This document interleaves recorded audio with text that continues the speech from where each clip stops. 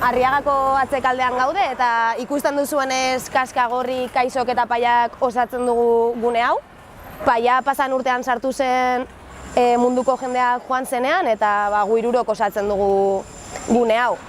Kaskagorri Bilboko gazteon konpartza da eta bertan auzo desberdinetako gazteak elkartzen gara. Kaixon berriz Zurbaranbarriko jendea dago eta Paian Otxarkoagakoa. Aurten apustu egin dugu atzekalden umeen ekintzak sustatuz eta horien adibide dira puzgarriak izango ditugula, bai igande asteazken ostiral eta larun batean eta goizero izango ditugu ekintza ezberdinak, bai tailerrak, bai ostegunean izango dugu bitza festa eta umeak gonbidatuta zaudete etorri ona ondo pasatzera.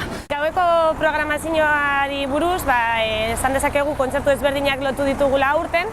Adibidez, igandean, Hijos de tu Iglesia eta Saskel taldeak egongo dira, eta Tocandos la Polla. Gero, astelenean, Furia eta Anita Parker, eta horren ostean Etzaiak Eruak eta bukatzeko Urratze Romeria edukiko duzue. Asteartean, El Bastón de la Vieja eta Eskabidean izango ditugu gaztegunan. Gero, asteazkenean, Jau eta Feos pero Majos. Ostegunean jaia ez da bukatu oraindik eta orduan Txutxun Brigada Euskal Rapa daukagu eta horren ostean DJ Herrikoia.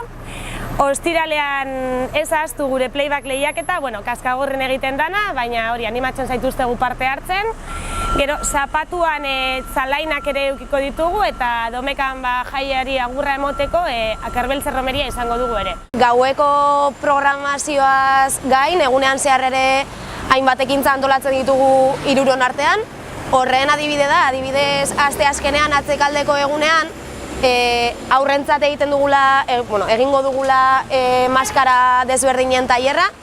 Gero hiruron arteko bazkaria egongo dela eta jarraitzeko egingo dugula ginkana bat hiru konpartzen artean. Horrekin batera gure harremanak sustatzeko eta gune moduan pina egiteko ere, ostegunean elkartasun eguna edukiko dugu atzekaldean eta gero azkenengo igandean Paia eta Kaskaren artean egiten den guda zikina. Gogoratu jaiak denok gozatzeko direla eta gure egunean ez dugula inolako erasorik onartuko. Beraz, gora atzekalde eta gora Marijaia!